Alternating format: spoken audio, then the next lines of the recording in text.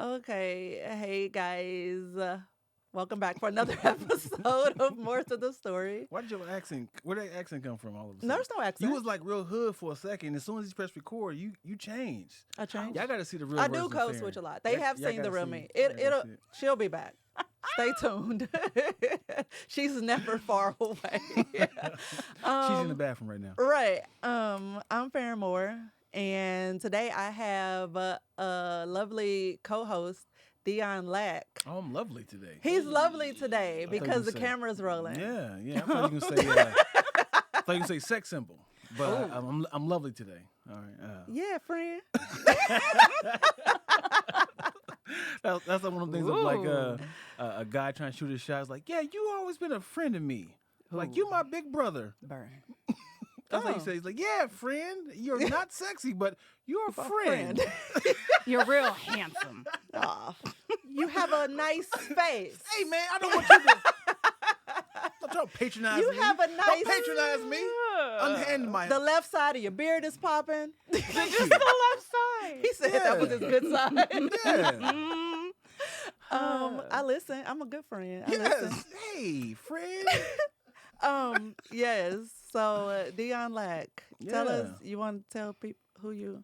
I'm Dion Lock. What are you talking about? Okay. Oh, you have an episode of Wording is Harder. Did it come out or is it coming It's out? out. It's out. It's So out. it came out. Watch it. Yeah, go check it Wednesday. out. Yeah. I did not know we were doing Wording is Harder. I thought it was Wording is Hard. Oh, and so was it harder than you expected? Yes. I didn't know. You know, Mission accomplished. When you on your way to the podcast or the show, I tend to kind of like freshen up. Like, okay, what can I expect? I do my research, and I was like, okay, this is light work. I can do this. Now he said, "Welcome to Wording is Harder." I was like, harder. What? And they were just throwing all types of like, hey, cut the cameras. I'm not even playing no more. Right. I'm embarrassed by how stupid I feel right now. I can't wait to do it. I'm excited. did I it want to do before. it. I did Wording is Hard. I haven't done Wording is Okay. Harder, and I want to do Wording is Harder. No. She's still gonna win. Did you win the first one? Of course. It's me. Have you- Oh my have you god, done I it missed that episode, but I just assumed you won. So yet? Have you done it yet? I have not, but I have made it known that I would like to participate. It's coming. It's coming. People thought I was joking. I was dead ass serious. I was terrified. I It think was I'm like- embarrassed. it was- Yeah, I feel smart, but words are hard. Yeah. Yes. Yes. Yeah. Especially English ones. Yeah, right. English was. That's because we English sample from is every the- other language. Yes. we have Like none of our nothing own is words. nothing is ours. See, the problem is my teachers had goals. They weren't. They didn't want to be teachers. Oh, They wanted to be actors. Oh. So they was kind of like, yeah, whatever, man, have fun. Just do Where it. did Just you do go it. to school? Just Right, watch I'm like, are you Finding from Los Nemo. Angeles? Go Wait, ahead and what? watch. They were just kind of like, This was just his have senior fun. year in high school, and they're like, Yeah. just watch Finding Yeah. Nemo. And now when I got to college, it was like, okay, now what is the subject and the predicate? I'm like, what are those words? what is that? What is a pronoun in there? Curse the public oh, school past participle. system. Yeah. Yeah. Okay, so you guys, You didn't introduce your other guest. can you just stick a said pin in it, please? You said you guys. Can you wait? Hi, friends. You know she forgot. No, I honestly didn't. I had a whole intro plan that you kind of steamrolled. So the response, the feedback we've been getting from Just to Hear it still makes me pit out, y'all, just thinking about that. We shared all that so publicly, but the feedback, because we're not alone and we want to share our experience with being in a sexless marriage, that whole situation. So with that being said, I decided to like add a third part to it, which is why the beautiful Tiffany Ram is here. Woo-hoo! She is a therapist, and I wanted to bring someone to speak more professionally on the topic for you and to help with some like common questions that you that people who are experiencing that situation have. So that is why we have Miss Tiffany Ram. And tell us more about who you are and what you do and all the things. Yes. So, yes, I'm Tiffany Ram, also on all social media platforms as Tiff Talk TV. So you might recognize me from other things. But I have a therapy practice called Gemini Wellness, which actually specializes in creating a safe space to talk about mental health and sexuality, and create a safe space for that. And so that's why I'm here, because I not only treat anxiety, depression, life transitions, but sex and sexuality. And of course, sex within marriages and long-term relationships is obviously a hot topic. Yes, yes, yes, yes. So, thank you so much, you guys, for being here. No Was that off the top problem. of the head, or did you freestyle that? I mean, I said that's the same thing. Was that off the top of the head, or It is off the top of the head, but as a professional, obviously, I you said do it a have, lot. like, I was like, that yeah. was you were flowing. I You like know, that. That prepared. introduction, yeah, yeah. I like that. Oh, I have my own nice. podcast, so you know. Yeah, Yeah. yeah. Shout the podcast out. Yeah, Prepared, she actually preparatoed. sounds like she does this all the time. Sounds. Me, I That's sound why like I people just like started. your sound, because I sound like I you just started are yesterday. relatable. Yeah. Okay, y'all. So, the first part was the ugly, and where it started. What? Why'd you go to me? First person the ugly. You? You literally just like this the ugly. I feel like we need to touch on sensitivity and taking things personally. Like, sir, that was not about you. That was just a hand. I'm very movie Feel with a the little hands. projection coming from Dion. I'm an ugly friend. That's what she's saying. So anyway, the first part was the ugly of the situation, kind of how it started and how we mishandled it. The second part was how we decided to pivot, and the some of the things we tried or talked about and everything, and some decisions that we made to stick it out together. And so now we're going to talk to someone who probably in the realm of someone we probably should have talked to when we were in the thick of it. So be better than us. Don't be us. Be better than us, because yeah, we didn't. It probably lasted a whole lot longer than it should have, because we were like, I'm scared to share this, and what if this is, you know what it really was though?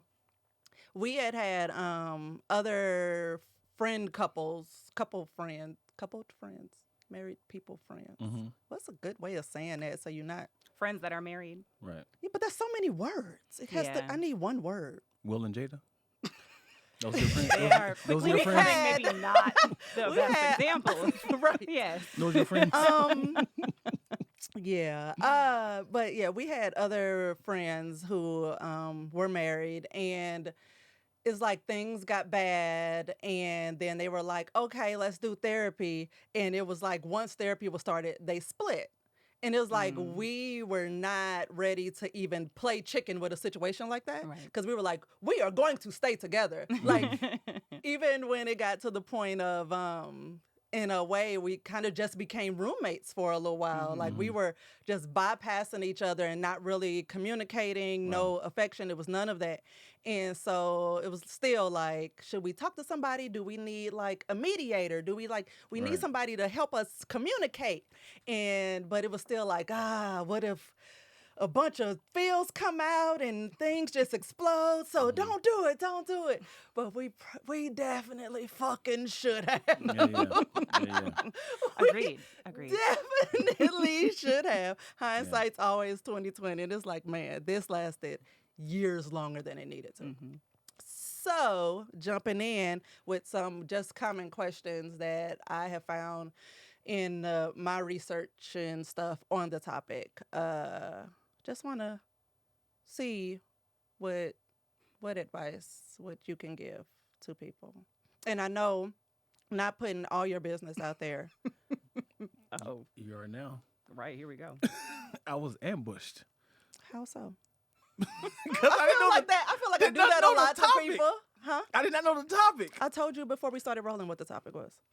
Yes, I'm here now. It wasn't like, hey, yesterday. Sit on the couch. Sit on the couch. No, I didn't tell you before today, because I like people's genuine responses to what's happening. That's why I don't even She's tell to hear afraid he what we're wasn't gonna talking show about. up. I like to just I came wearing basketball shorts. She said, no, we playing football today. I'm like, oh, I was stretching to dunk today. You talking about let's rush some touchdowns. You just assumed. I said we playing ball. You didn't ask enough questions. You didn't ask enough questions. That's your fault. Clarifying questions, very important. But you knew. That's right. You knew, right? You knew I was here. I literally only knew that I was talking about something related to sexless marriages, but the rest is Pandora's box, really. See? You see what I'm saying? See what I'm saying? See what I'm saying, Cam? Keep going. Well, at least I'm consistent. Yeah. Well, we in here now. Right. I'm We in nothing here. if not consistent. Okay. So, what is on the average, like, what classifies as a sexless marriage? Like, is there an amount? I don't know. But you get the question, right? Yes. Yeah. So research-wise, like when you're reading studies, like in the clinical sense, sexless marriage is anytime sex is happening once or less a month or less than 10 times a year. Okay, so Less than yes. 10 times a year is excessive. Wow. yes. And so when you look at the research and you see the statistics, that's kind of like the marker they're using for sexless marriage. Like less than once a month or less than 10 times a year. So, is there like a common denominator or just like something there that is the root cause of it that people can't seem to work around or? Well, you and Tahir mentioned it in like episode 54 a little bit, and the most so common, like there is a trigger. There's usually a trigger for one or both people. So it can be, you know, life transition, job loss is a huge one, major weight loss or weight gain, a medical condition or a medical procedure. So I know one of my favorite authors has a book called Finding Erotica, which is about a man like overcoming, I think it's prostate cancer. And as a result, like all these, you know, issues around confidence and performing and all of that. And so there's usually a trigger or multiple triggers that lead to an extended period of sex and then not knowing how to restart. So then what happens is like once you've had this once or twice issue, now we're embarrassed and now it's kind of like self-fulfilling prophecy. Now we're scared, we won't talk about it, and now we don't know how to restart. So like the months turn to years and now we have a situation. And it's so crazy because if you're already like with this person, you're sharing an entire life with this person, and to have something that stops you from talking about, like, it seems so far-fetched, and it seemed like, what?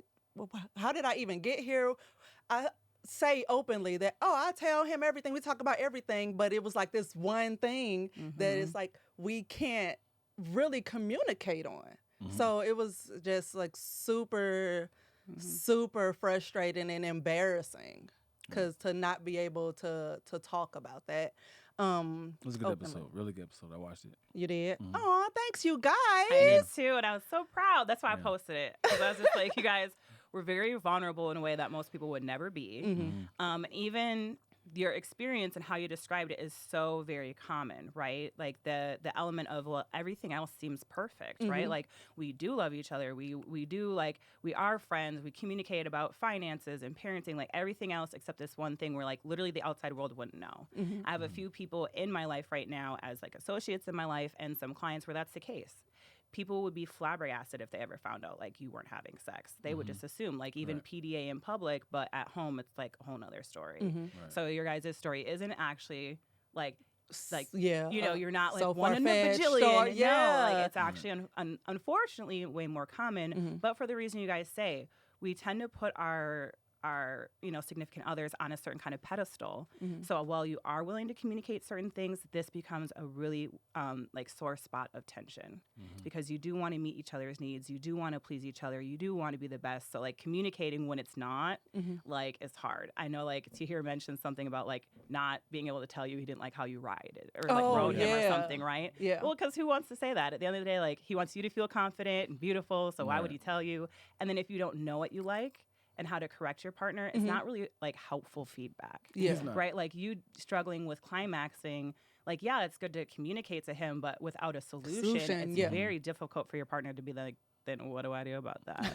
Right? So that's why I encourage people to come to therapy because you need to know what your difficulty is and how to have a solution for it, so then you can also communicate that to your partner. Right, Yeah, right. communication is key. Yeah. Well, it's how we communicate. Right. Because we could talk, right? But it's Yeah. like how we talk and how we respond. Because like you said, you were communicating, Right, but I was You not was doing it talking well. about it. I was not doing it well. So yeah, so you guys aren't alone, and that's when you come to, sex therapists or people who specialize in sex and sexuality. That's what's happening, kind of coaching you through like, how do we have these conversations, and really how do we come to the solutions for ourselves first, so when we do communicate it to our partner, we have like tips or strategies to offer. Okay.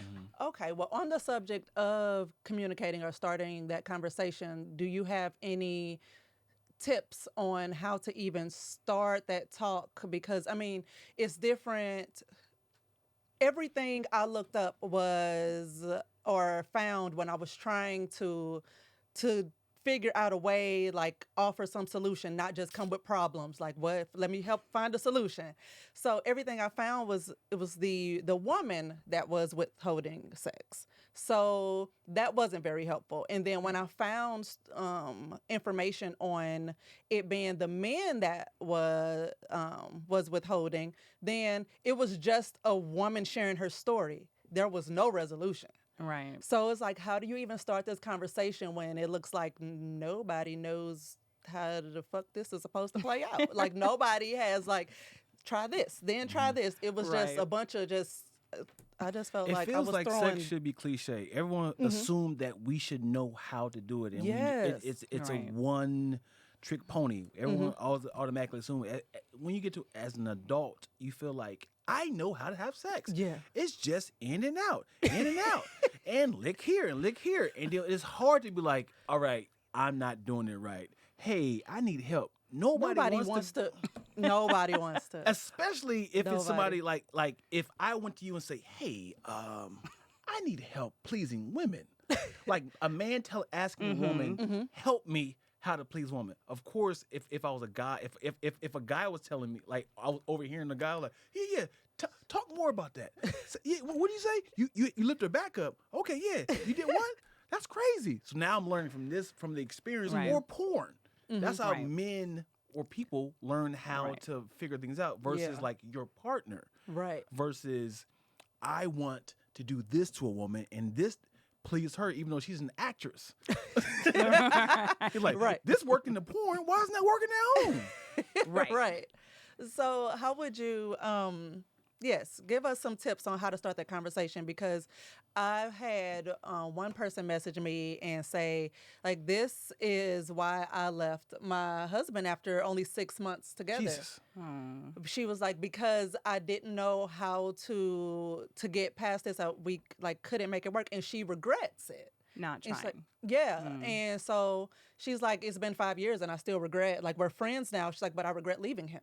And I'm like, oh, I'm so sorry, Right. because just imagining, that feeling, because I'm just one of those people. I was not going to walk away from the situation without feeling like I did everything in my Right. power. Right. Even though it was like running into a wall head first most of the time. So it's just, just that feeling. How can we start the conversation in a nice way? Well, one, I will reframe what you guys were calling it, which is uncomfortable conversations. True, they're uncomfortable, right? Because it's the unknown and it's the respect for each other, the love for each other, but also like the insinuated possible rejection, right? Like you telling your partner they're doing something that's not working for you or vice versa. So I reframe it. That's something that's very therapy talk, right? Like, let's reframe that. But is courageous conversations. Can we do an act out? Yeah. Oh, yeah. So What he this is said. after sex. This is after sex. I want you to be the girl. Woo! I was tearing that up. How you feel about that, baby? How you feel about that? But huh? is that the best time to bring it up? Right after sex? Yeah, absolutely not. Okay, Okay. so No. we eating breakfast. We eating breakfast. I'm like, last night was crazy, right? I'd be like, so Dion, Yeah. I love you. Stroke the good side of his beard. And while it was enjoyable, Keep talking. I don't actually climax from penile penetration. And so Look at I his need a little face. bit more, clitoral stimulation to like I started off participate about in the 2-3 minutes. orgasm? I did 2 or 3 minutes, and I got to get back in there, right? Those were really good 3 minutes. Like, whoo! But if you added some clitoris stimulation during those 3 minutes, then I could climax with you. Okay. If that's what you want. If you want us to, like, climax together. No, I'm sorry. Right? Okay. Yeah. But I think what you're saying is most people where do we start? And Yes. it's really a mental. What Yes. happens is everybody ruminates. Yeah. We, like you guys said, you have that conversation of how it could go good, bad, ugly, the up and the down about a bajillion times with Yeah. yourself. And that's you get what, caught as a up in your therapist- own narrative, and you get to telling yourself, this is what's going to happen, and then that becomes your truth. Right. And it messes everything up. So one of the number one jobs of any therapist is to get you to stop ruminating, to stop that like cyclical thinking, overthinking without like actually taking action. Because that ruminating is what steals your time, steals your peace, steals your ability to actually like function, and that causes anxiety. So to stop the rumination, we reframe to say courageous conversations. What does courage mean? Is doing things in spite of fear. We're terrified of the uncomfortable. We're terrified of the unknown. We're terrified of the perceived rejection. So to tell yourself like, yep, I'm going to do this in spite of my fear. Why? Because what's the best that could happen is me and my partner have a, shared pleasurable experience. And so once you're able to like wrap your mind around like, okay, this is going to take courage. Like I am afraid with good reason. Yes. But the outcome could be really amazing. And so once you accept the courageous part of it, then you can get into like strategies for communicating, which is, yes, there is no good time to talk about uncomfortable things. Yeah. All my clients are like, I'm just waiting for the right time. I'm like, bad news. There is no right time. Yeah. Yes, there's like better environmental circumstances. Yeah, if like you have kids and it's like when they're at the sitters, awesome. Or if it could be like not when you're rushing between jobs and you only have that 5 minutes. Yes, there's ideal circumstances, to make your environment a more comfortable space, like to have the courageous conversation. But ultimately, if you just spit it out, you just spit it out. Yeah. Let me ask you something. What if something that turns the woman on makes me uncomfortable? Not that scenario of licking Right. the clit. What if she's like, I need for you to choke me? And I'm like, I don't feel comfortable with that. It's like, I'm really into that. Or I need for you to spank me. Or he's like, that, like, So that happens all the time. yeah. Right? Because, yes, some people are like very aggressive and they're like, I want to slap and spank you. And you're like, wait, I have my own triggers. Please don't do that. Right? So there is a middle ground and a way to communicate a middle ground. Like, is that the only way you climax? Can we explore other ways to make each other climax? Because what usually happens is, yes, that's what you know up until now.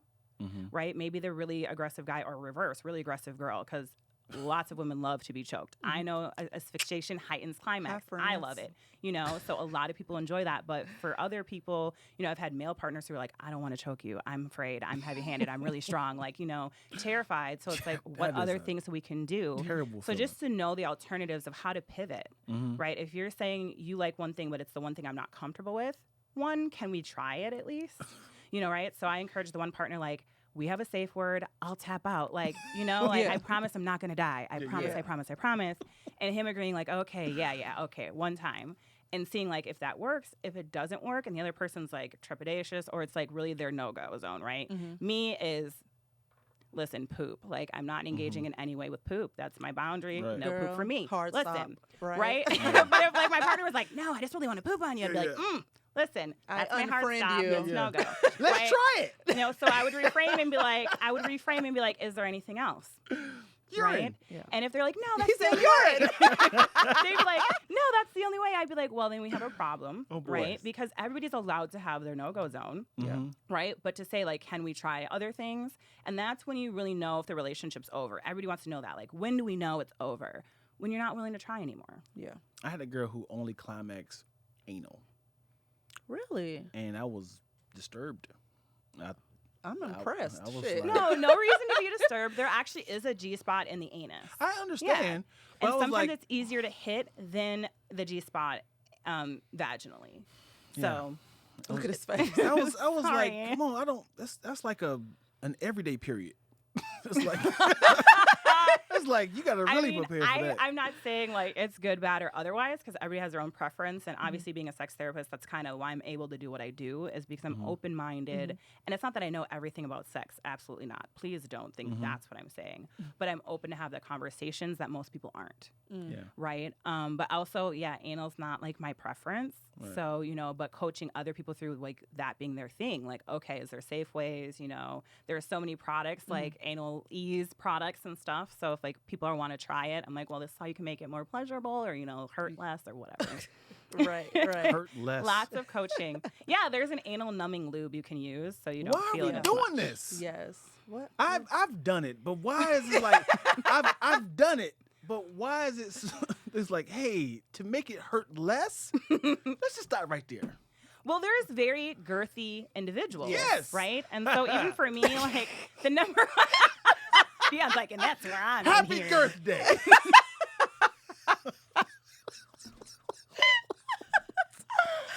Oh my God. So that's a question I get all the time too. And I think I just got it recently in my DM. Like, is there such thing as too small or too big? Like, right? Of course. Well, yes, but it depends on the woman or male or, Depends on the who's receiving it. yes. So that's very subjective in regards to too small or too big, but everybody has like a limit. But mostly people ask me that because men want to know like if they're too small or too big. Please don't ever send me a dick pic. You will be immediately blocked. I hate them. So that's just my disclaimer. Please don't do me like that. Is this too big? So, but So stupid. everybody has like, also it has to do with chemistry, friction, circumstance, stroke. So like I've had larger partners that are amazing and smaller partners that were amazing and vice versa, like not so bueno. So that's another reason I end up coaching men.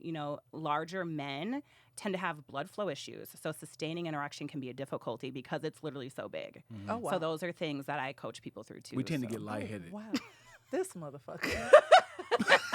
Go sit in the I car. guess You're we in just walk timeout. right into that. You can't even sit on the couch. Go sit in your car. I will call you when I'm ready for you to come back in. Hey friends, it's never too early to start gift shopping for the holidays, especially because today you can save big on a gift they'll use every day. Raycon wireless earbuds. From going to the gym first thing in the morning to on my walks throughout the day, I take these earbuds with me. I love these earbuds. They're comfortable. They don't slide out, even if I get a little sweaty. The audio quality is amazing, comparable to what you get from other premium brands, except Raycon starts at half the price.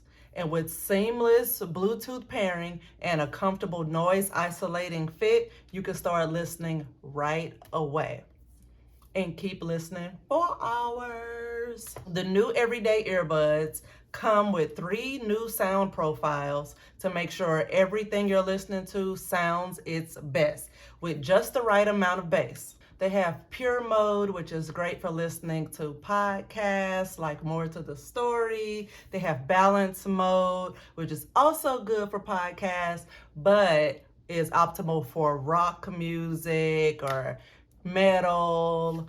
And they have bass mode, which is great for EDM and hip hop. And there's also a built-in mic so you can take phone calls with just the press of a button on your earbuds. So this holiday season, get them something they can use for calls or music for work or play at home or on the go.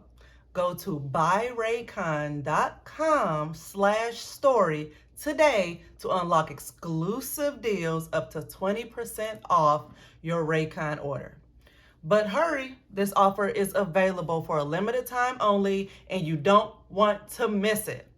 That's buyraycon.com/story to unlock up to 20% off your Raycons.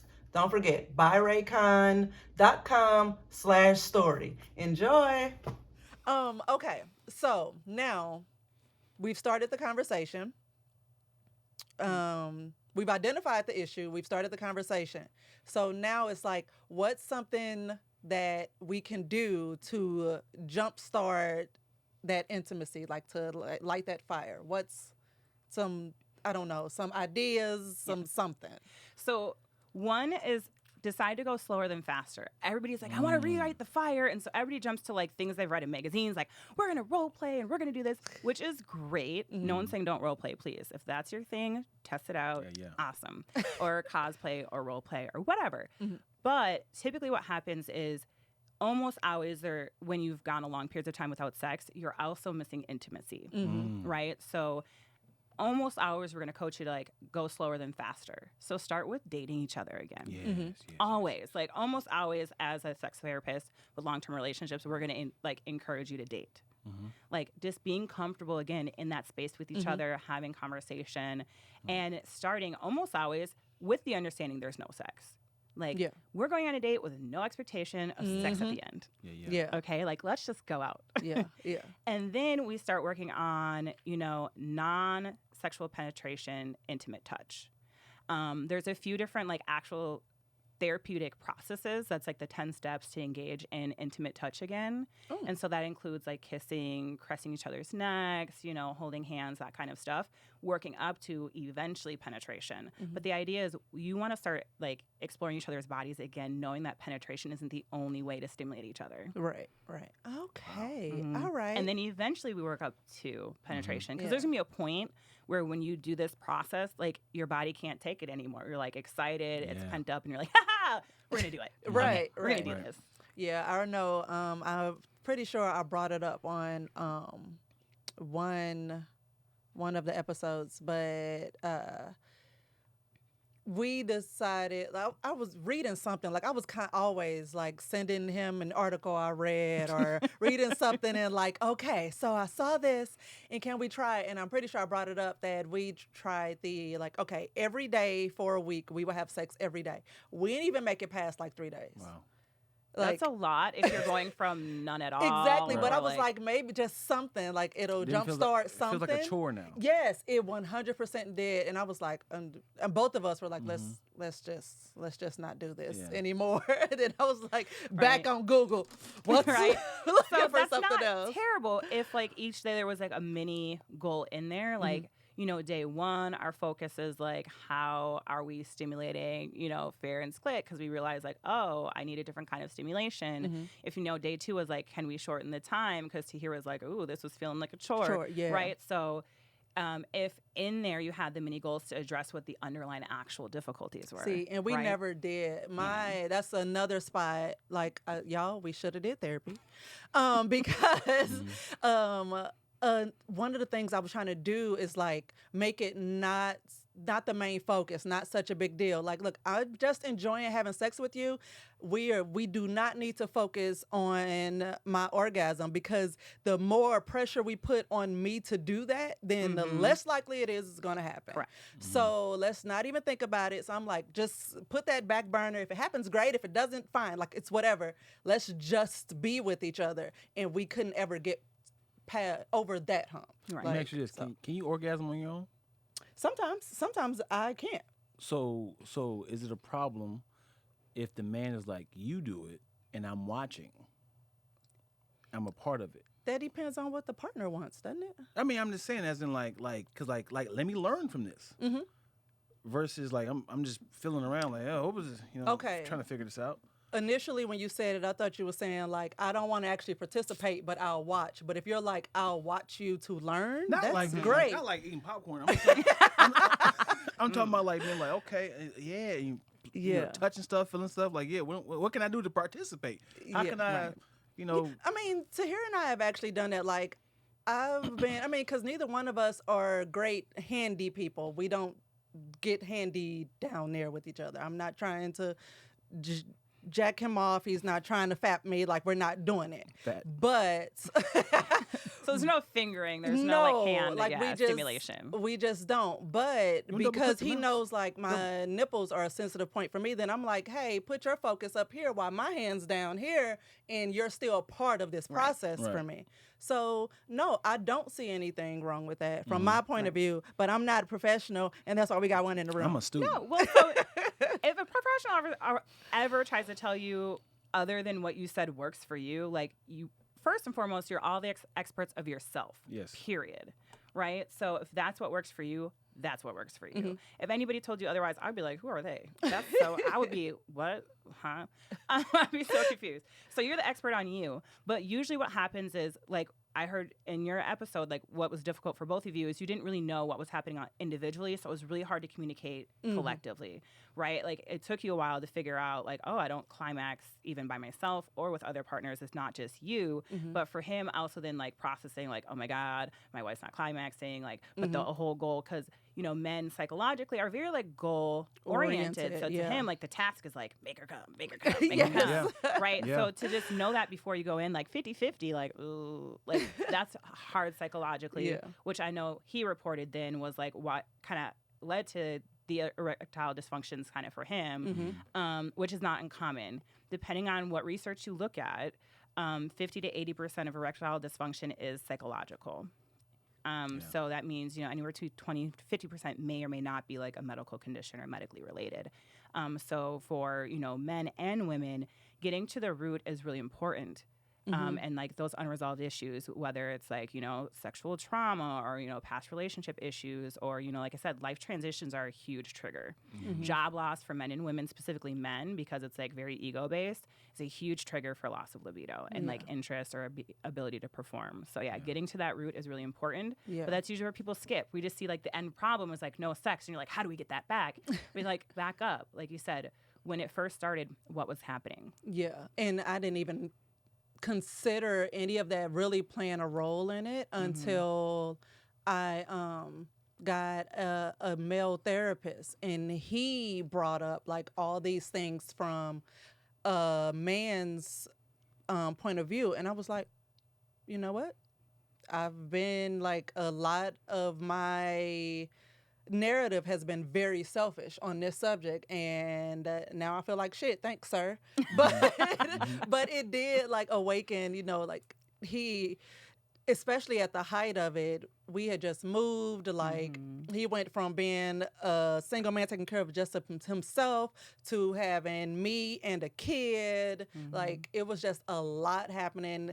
He hated all 57 of the different jobs he had. Like, it was just a fucking lot going on that, you know, later I was like, oh, like, this is... It's going to do a lot.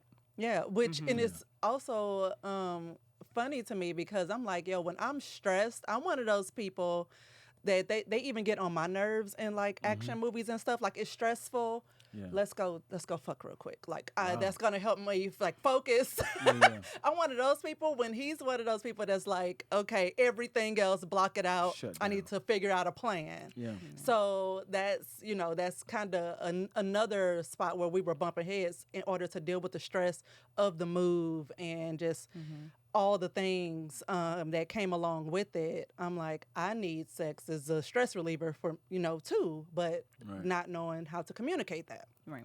The amount of insecurity and stress men go through when it comes to, especially when you're like an entertainer, and it's like, I want to be a comedian, I want to be an actor, and it's like, but I'm not making money here, so let me work at this PA job or this, you know, whatever. You work at CarMax, right? Yeah, all these jobs, worked at Walgreens, and now you're looking at your wife like, are you proud of me?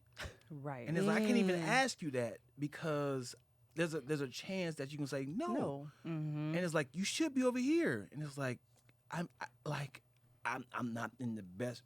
Now I'm talking to myself. I'm not in the best of shape. You know, I mean, the reasons just me asking him because initially I was thinking like he knows what's going on. He's just not sharing it with me. So it's like, what's going on? And just he was just like spitballing reasons, and it was just all of it collectively. But every time we have the conversation, it was a different reason, and I'm like, you just pulling shit out your ass at this point. Like every time we talk about it, it's something different. You know, it went from weight to stress. Like it was just something, always something. But for me, the epicenter was me not climaxing, and it's like I should have lied to you. Is how I felt. Right, which Yeah. you shouldn't have. No, You're like, no. no, lying's not good. But we went through you it for a probably reason. We could went have through it for a reason. delayed until there was like some kind of resolution, right? Yeah. Which or working, But he presenting it in a asked. way that's like, let's figure it out together. Which you guys have, you know. Yes. Which yes, you probably do have a tilted cervix, which means yes, elevate the pelvis, Yes. please. I Everybody, definitely sex do pillows. have a tilted cervix. Yes. Is that what? Is that why I need to be elevated? Yes, very common too. Like Okay. the statistics are all over the place, but very common. Lots of women have tilted cervixes. Very common. So yeah, you're not alone. And ladies, look into that. Okay, that can be its own episode. Right. So very common. Very common. Yeah, very common. So you're not alone. Also, I think men need to hear the fact that like for men. Ejaculation is climaxing, whereas women can orgasm without coming. And so that becomes very confusing for men. Like, I can climax without coming, and that's where, like, it can be misleading, right? Like, so having that conversation, like, women don't always actually secrete and fully come, even though they might have climaxed. Yep. I have two questions for you. Don't look at No, because they're both about coming. Men coming, women coming. So, I heard that it's better for a man not to ejaculate for its body. So it's like a doctor said it's best for men to just have sex, and then his semen will go back into his body to kind of like re-heal himself or something like that. You heard about this at all? I have started hearing this conversation. I have not seen the research on it. Right. And because I'm not a medical doctor Yeah. and I specialize in the mental part, I would always refer to a doctor. Yeah. I'm like, whoo, that's I know the science touchdown. of like imprinting, and like essentially a woman like body absorbs and retains the DNA of every man who's ever come inside her. So that's a little like traumatizing. Wait, what? Run that back. Yeah, so any man who's actually ejaculated inside of you, Oh. the woman like essentially absorbs that semen. Oh boy. Oh. Yeah, and a lot of people don't realize semen actually can live inside like the vaginal canal for up to 72 hours. So like, women who even do the rhythm method who are like, well, I wasn't ovulating today, but you might be in 5 days when that semen's still in there. So In the waiting room. some people would be like, no, there's no way I could be pregnant. I'm like, except, sperm be in there, so Sperm be in it there. was in there. So Sheesh. I really encourage multiple methods if you're not trying to get pregnant. I always tell people if you aren't, feel like if I you're want not that on a shirt. actively I'm sorry. preventing, you're trying. So if you're not like actively engaged in a prevention method, like you're trying, like it's a possibility. Yeah. Second question. Is squirting real? As in out. So this sound I might Random sound very question. I might sound very because I happened to me, not me, but a woman. But I was like, maybe she peed on me, or Well, you're not gonna like the answer. I have 2 separate complete podcast episodes about squirting. okay. Because there is so much controversy about squirting. And so the research, 2 very large studies done in Europe have concluded squirting is its own thing. It is not coming. Squirting is a real thing. People were like, no, it's not urine. Yes, it is urine. Here's the deal. It's not fully urine. Yes, it does have urine in it. Even if you pee before sex, there's something that's stimulated in your urethra during sex that actually makes your bladder refill. And that's why they encourage you to pee after sex. It's like your body, the female's natural way of like cleansing the body out after sex. So even if you pee right before sex, during sex, your body, your bladder is actually going to refill with urine just for that reason to pee after sex. Wow. Oh, wow. So when you squirt, there is a amount of urine in it. So it's coming out the pee hole. There's no Okay. other hole there, friend. What are you talking about? That's a vagina. So in my head, it's never happened to me. I don't. When you watch porn or whatever, I'm not like looking like what hole is it coming out of?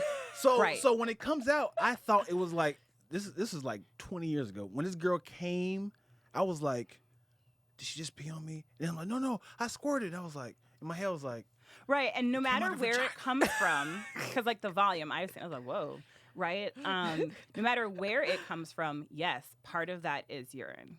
yeah. Now, what amount depends on the woman and how her body, is, yeah. But there there's also- an amount of urine in the squirt. There's also fake squirting, right? I've seen in a lot of porn, they insert some sort of, right? No. Yeah, so there's because, a production you wait. can, yeah. So as long as the woman has really strong Kegel muscles, Right. she can like fake a squirt. Yeah. Yes. Put something in there and They just put it in splash the water out. in her vagina, Yeah. and they pushed it out. So I've seen that. So Yeah, that's that's the why I had the misconception. That makes sense why you would be confused. Right. They're purposely confusing you. Because Right. Because she's lubrication of splashing the out of- yeah, vagina. her vagina. So I always thought the lubrication of the vagina, it got super wet and it just came out like that. So Oh. I was like, yo, she got that wet? I did not know it was out the pee hole. So wait, question though. Let's back up a second because you said there is urine in it, but it's coming from the same place that urine comes from, and it sounds like your body, like it sounds like urine, friend. So it's not all urine, right? It's still like, it's still actually coming from the vagina as a secretion, but because that's like your urethra and your vaginal area share similar spaces, yeah, there's an amount of urine in So the it's like secretion. semen sperm combo, right? Well, I've always Well, it's essentially been- like vaginal secretion and urine. See, I read somewhere years ago because I was trying to figure out the whole squirting thing myself, and someone said that they did an X-ray of a woman before she squirted or did like some kind of scan and saw that her bladder was full, then it was empty, and so they were like, it is henceforth urine. Like no more controversy, no more discussion about it. It is urine. And I was like, oh, well. That just essentially, sucked yeah. all the So fun out of it for me. The studies in Europe were similar of like, X-raying and doing scans of the bladder and even like, when it's empty. And that's how they discovered like that this is even happening, that like you can empty your bladder, it appear empty, and then during the sexual arousal process, it refills. Side note, I also then became very interested in how the study was conducted because I'm like, so wait, you're peeing, then they're scanning, and then you're like basically masturbating, and now they're scanning again, Right? and then it's like squirt, and then like scan. So anyways, I became very interested in these studies. Like Europe's a lot more progressive when it comes Right? to sex, by the way. So funny. I was very interested in these studies. But yeah, a portion of it. And it really depends on the woman. Yes, like a lot of men, are very like excited about it because they just think like, wow, I just like made her do this to her Yeah. body. But yeah, if pee freaks you out, just know, yeah, there's a portion of urine in there. So all women can you activate it? Is it So, like a cheat code? Like Supposedly, yes. up, down, left, right, A, A B? good- He's like, the answer is like yes. it's a Power Ranger theoretically. situation. It has to do with like vaginal wetness.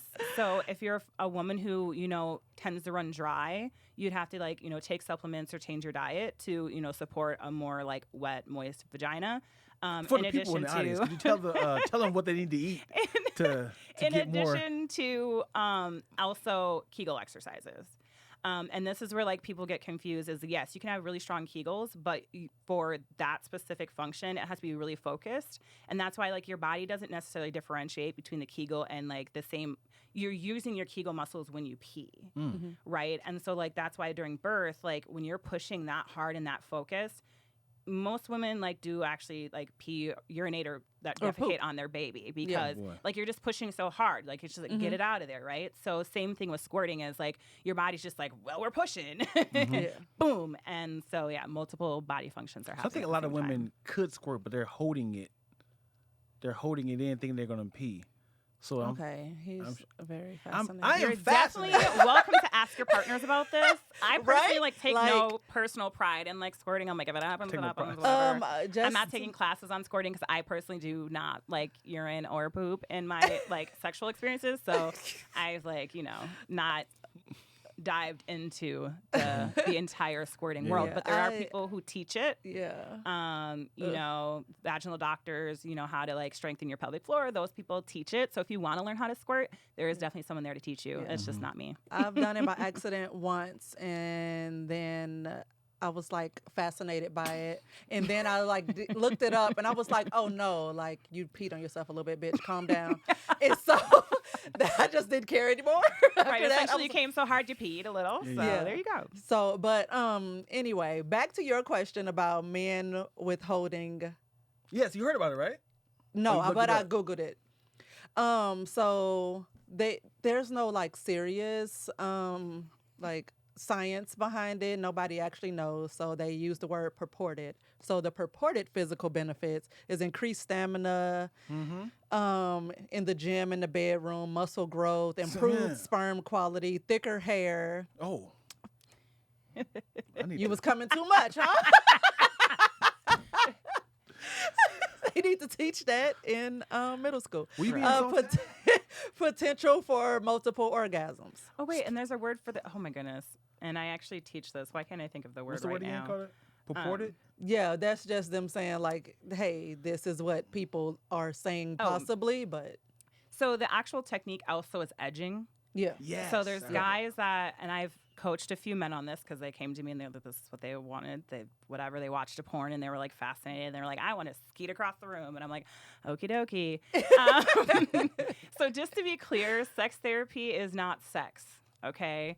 There's a difference between sex work and sex therapy. So at no point do I actually touch physically any of my clients, or would I ever be naked with any of my clients. So I need to clear that up for all sex therapists before like we start getting really weird messages. So no, sex therapy is not sex with your therapist, but it's coaching and giving you techniques. Okay. So in this case, is gentlemen have come to me and said, I want to shoot. Or I want to like shoot across the room, or like hit her from wherever you want to stand across the hotel room and hit her in her face. I don't know. So these are the examples. Like, okay, porn gives us really awesome ideas.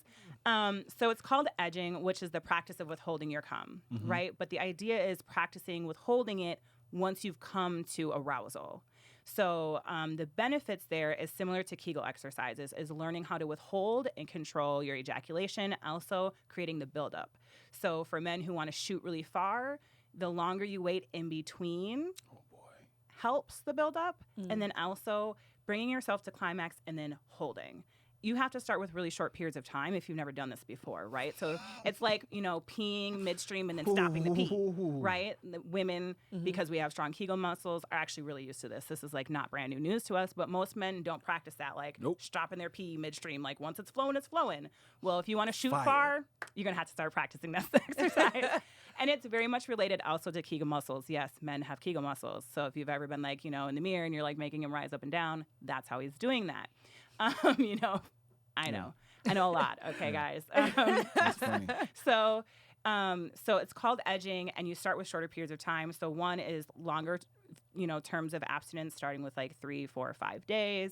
Then when you do masturbate and bring yourself to arousal, stopping. So coming to the point of coming and making yourself stop.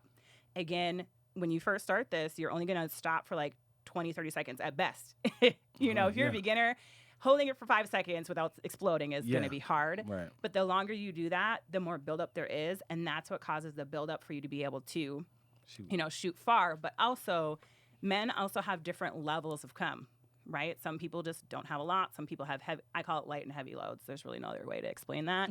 So some guys say like, oh, but I have a light load. Like, how do I increase that? Number one, I am all about natural supplementation. So it's maca powder, Brazilian root.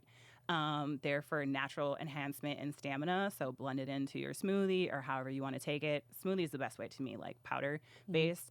You said maca powder and what else root? Oh no, it's maca powder comes from the Brazilian root. Oh, okay. So maca root creates maca powder. Yeah, and so it works for women too. Don't worry. I only recommend things that I've tried myself and that I would give to my own friends and family. So my mom blends this into my stepdad's stuff all the time.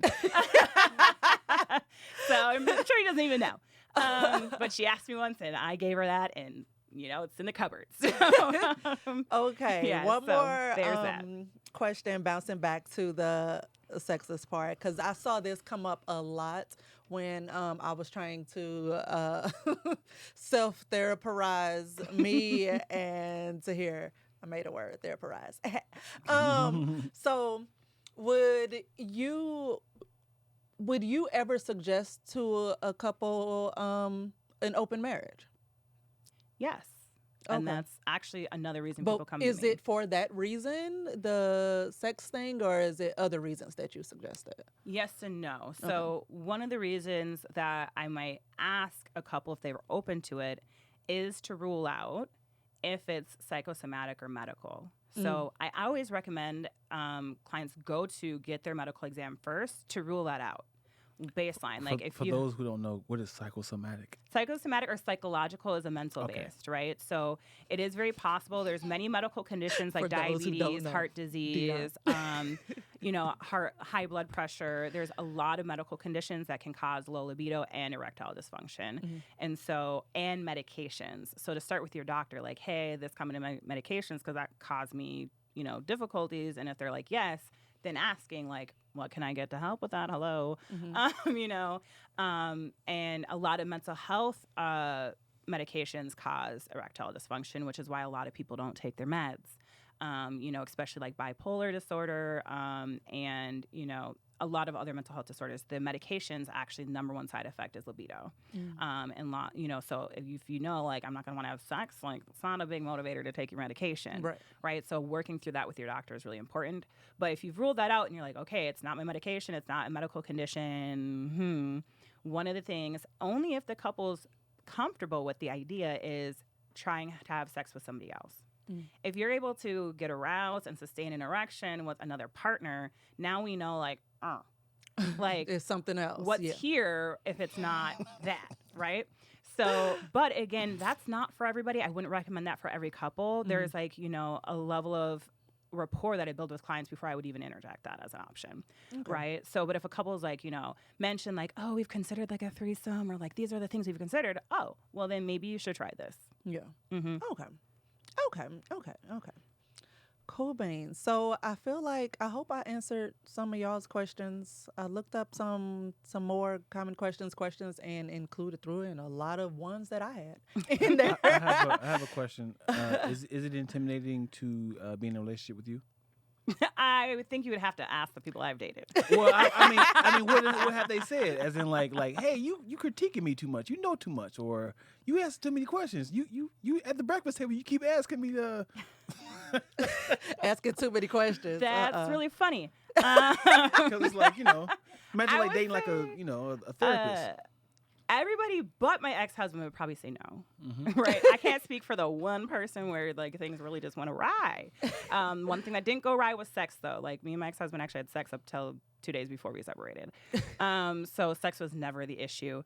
I will, say sex rarely has been the issue in any of my relationships because I have high libido as a woman. And so usually I'm just really honest with my partner, is like, hey, you think you know what high sex drive is until you've met someone with high sex drive. Right. Here's the issue. Our society has taught men and women that women have lower sex drives and that men are raving lunatics. So men actually don't know what's out there as a competition. Yeah. Wow. Most men think they have a high sex drive until they meet someone like me. Yeah. Where I'm like, I'm insatiable.